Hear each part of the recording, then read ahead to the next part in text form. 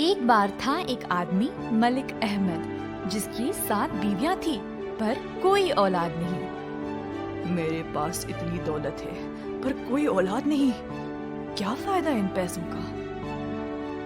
उसी समय वहाँ पर आया एक दरावेश। मलिक ने उसको बहुत सारे भेंट और पैसों का प्रयास किया, पर दरावेश ने कुछ नहीं लिया। मैं कोई लालची आदमी नहीं हूँ और ना ही भिखारी, पर हाँ, अगर किसी को कुछ चाहिए तो मैं उसके लिए कुछ इंतजाम कर सकता हूँ और बदले में मैं कोई पैसे नहीं लेता। अच्छा, मेरे पास बहुत धन दौलत है, मैंने 7 बीवियों से भी शादी की, पर मुझे किसी से भी कोई बच्चा नहीं मिला। मुझे एक बेटा चाहिए। तुम्हारी ख्वाहिश पूरी हो जाएगी, पर एक शर्त है। कौन सी शर्त? मैं तुम्हें एक दवाई दूंगा जिससे तुम्हारा काम हो जाएगा, पर तुम्हें जो भी बच्चे मिलेंगे उसके बाद आधे तुम्हारे और आधे मेरे होंगे। मलिक ने दरावेश की शर्त मान ली, पर मन ही मन उसने सोचा कि जब वक्त आएगा तो वह उसको धन दौलत देकर वापस भेज देगा। कागज पर इनकी ये शर्तें लिखकर दोनों ने अपने अपने दस्तखत दे दिए। दरावेश ने फिर अपनी जेब से एक अनार निकाला और बोला, ये अपनी सबसे छोटी बीवी को खिला दो। मलिक ने वैसा ही किया और कुछ ही दिनों में उसकी बीवी गर्भवती हो गई। 9 महीनों बाद उसने 2 सेहतमंद जुड़वा बेटों को जन्म दिया। लड़के अच्छे से बड़े हो गए और 18 वर्ष तक उन्होंने सब कुछ सीख लिया था। पर एक दिन अचानक से दरावेश उनके घर आया। हाथ में दस्तावेज लिए सलाम किया। मैं अपना हिस्सा लेने आया हूँ। तुम्हें जो भी दौलत या मेरी कोई भी संपत्ति चाहिए तो तुम ले सकते हो। मुझे सिर्फ मेरा हिस्सा चाहिए और कुछ नहीं। मलिक ने उससे बहस की, पर दरावेश ने नहीं माना। अंत में बड़े बेटे ने कहा, मैं इनके साथ जाऊंगा। उसी समय छोटे ने बोला, अरे नहीं, मैं जाऊंगा। पर अंत में बड़ा बेटा गया और जाने से पहले उसने अपनी अंगूठी छोटे को दी, ये बोलते हुए कि भाई, जब भी ये अंगूठी तुम्हारी उंगली से ढीली होकर गिर जाएगी, ये समझना कि मैं किसी मुसीबत में हूँ। ख्याल रखना। ठीक है भाई। बड़ा बेटा दरावेश के साथ चल निकला और उसके जाने पर परिवार रो पड़ा। अब दरावेश और बड़ा भाई अपने रास्ते चल रहे थे जब दोनों एक झील के पास आ पहुँचे। बड़ा भाई दरावेश के थोड़ा पीछे चल रहा था जब उसने एक बूढ़े आदमी को सड़क पर देखा। जवान लड़के, तुम उस आदमी के साथ क्यों चल रहे हो? क्या तुम इस जिंदगी से तंग आ चुके? उसने मेरे बाप से कोई समझौता किया है, मैं क्या करूं? अब मैं इसका हूँ, मुझे इससे छुटकारा पाने के लिए कोई रास्ता दिखाओ। ध्यान से सुनो फिर। जी ठीक, जब तुम लोग उस झील तक पहुंचोगे तब वो तुमसे बोलेगा कि मेरे बेटे नीचे झुक जाओ और इस झील से पानी पी लो, और जब तुम झुकोगे वो अपनी तलवार से तुम्हारा सर काट देगा।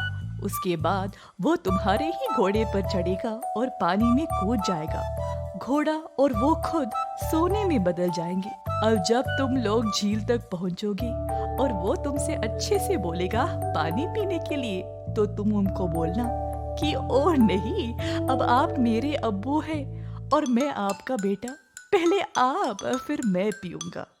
और जब वो झुकेगा पानी पीने के लिए तो तुम्हें उसकी गर्दन काटनी पड़ेगी। लड़के, अगर तुम उसको नहीं मारोगे तो वो तुम्हें मार डालेगा। ऐसा कहकर बूढ़ा आदमी गायब हो गया और बड़ा भाई दरावेश के पीछे गया। बेटा, इतनी देर क्यों लगा दी? मैं बस घोड़े की पट्टियों को कस के बांध रहा था। बेटे, अब थोड़ा पानी पी लो यहाँ से। अरे नहीं, मैं कैसे? आपको इज्जत देनी चाहिए मुझे। आप बड़े हो और अब मेरे अब्बू हो, तो पहले आप। दरावेश की बहुत कोशिश के बाद भी बड़े भाई ने पहले पानी पीने से मना कर दिया। अंत में दरावेश ने जाने दिया और सोचा, चलो, अब वैसे भी इस लड़के को कुछ नहीं पता, पहले मैं ही पी लेता हूँ, फिर ये पिएगा। तो दरावेश नीचे झुका पानी पीने के लिए। उसी समय बड़े बेटे ने मौका देखा और अपनी तलवार से दरावेश की गर्दन काट दी। जल्दी से लड़का अपने घोड़े पर चढ़ गया और पानी में कूद गया झील के उस पार जाने के लिए। तुरंत लड़का और उसका घोड़ा दोनों सोने में बदल गए। बड़ा बेटा चलता रहा जब वह एक पहाड़ के पास आ पहुंचा, जहां पर बहुत बर्फ हो रही थी। आंधी में लड़का फंस गया। पहाड़ के उस पार था एक बड़ा सा गांव। लोगों ने देखा कि कोई आदमी और उसका घोड़ा आंधी में फंसे हुए थे, तो जल्द ही कुछ लोग जमा हो गए उसकी मदद करने के लिए। फिर उसको कड़खुदा के घर ले गए, जो गांव का प्रधान था। तो सबों ने देखा कि वह एक लाजवाब जवान लड़का था, पूरा सोने का बना हुआ था। बड़ा बेटा बहुत दिनों तक उसी गांव में ठहरा। एक दिन मुखिया साहब ने कहा, लड़के, मेरी एक बहुत ही खूबसूरत बेटी है। अगर तुम चाहो तो मैं निकाह में उसका हाथ तुम्हें दे सकता हूँ। ये सारी धन दौलत भी तुम्हारी हो जाएगी। ठीक है, मैं शादी करूँगा।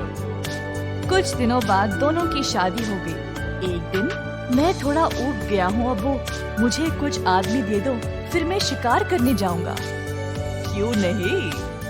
मुखिया ने अपने दामाद के लिए कुछ लोगों का बंदोबस्त किया और फिर वह शिकार के लिए निकल पड़ा। जल्द उनको एक सुंदर हिरन मिला। मलिक उसका पीछा करते करते एक गुफा के पास आ पहुंचा। हिरन गुफा में घुस गया और मलिक उसके पीछे। मलिक के साथी उसका इंतजार करते रहे, पर वो बाहर निकला ही नहीं और अंत में गांव वापस चले गए। जब कड़खुदा ने देखा कि मलिक वापस नहीं आया, तो वो बहुत मायूस हो गया। अब जब मलिक उस गुफा में घुसा, तो उसको तार वाले बाजे, ढोल और गाने की आवाजें सुनाई दी। आवाज का पीछा करते करते वह एक जगह पहुंचा, जहां पर उसने एक खूबसूरत लड़की को बैठे हुए देखा। आइए हुजूर, तशरीफ लाइए। दोनों बातें करने लगे। आपने उस हिरन के साथ क्या किया? मुझे पता नहीं उसके साथ क्या हुआ। वो इस गुफा में आया था, पर पता नहीं कहाँ गया। ओ सुनहरे लड़के, मैं ही वो हिरन हूँ। अब मेरा एक रिवाज है, जो भी इस गुफा में आता है, मैं उसके साथ कुश्ती लड़ती हूँ। अगर तुम जीत गए तो मैं तुम्हारी बन जाऊंगी। अगर मैं जीत गई तो तुम मेरे गुलाम। मेरे पास बहुत सारे गुलाम हैं, बाकियों के साथ तुम्हें भी डाल दूंगी। अच्छा, ठीक है। दोनों ने लड़ाई शुरू की और लड़की ने उसको ऊपर उठाया और जोर से जमीन पर फेंक दिया। लड़की ने फिर उसको बाकी गुलामों के साथ सलाखों के पीछे डाल दिया। इसी दौरान अचानक से मलिक के छोटे भाई की उंगली से अंगूठी ढीली होकर गिर गई। या अल्लाह, मेरा भाई मुसीबत में है। जल्द वह अपने अम्मी अब्बा के पास गया। मैं अपने भैया को ढूंढने जा रहा हूँ। छोटा भाई सुल्तान चढ़ा अपने घोड़े पर और अपने भाई को ढूंढने निकल पड़ा। बहुत दूर तक चलता रहा, जब वो उस झील के पास आ पहुंचा, जहाँ पर उसने उस बूढ़े आदमी को देखा। ओ सुल्तान मोहम्मद, क्या तुम अपने बड़े भाई को ढूंढ रहे हो? हाँ, इसको कैसे पता? ये मेरे भाई को जानता होगा। भैया ने इसको मेरा नाम बोला होगा।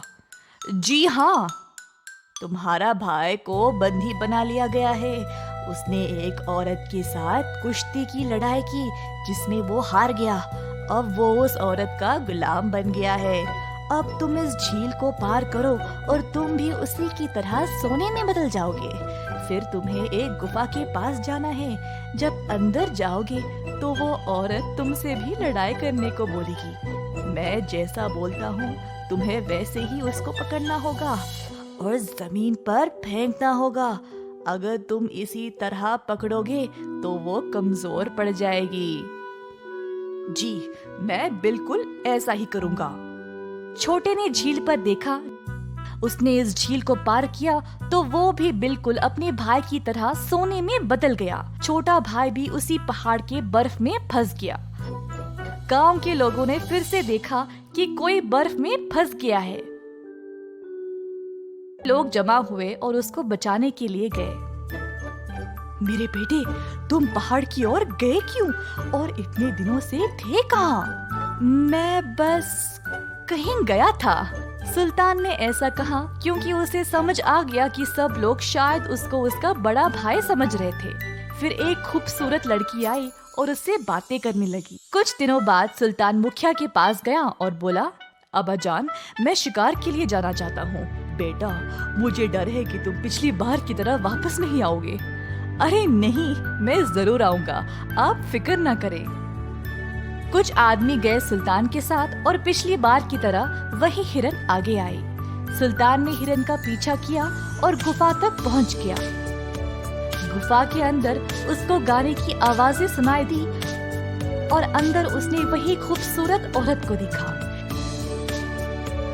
आइए, तशरीफ लाइए। ओ सुनहरे लड़के, एक चुनौती है।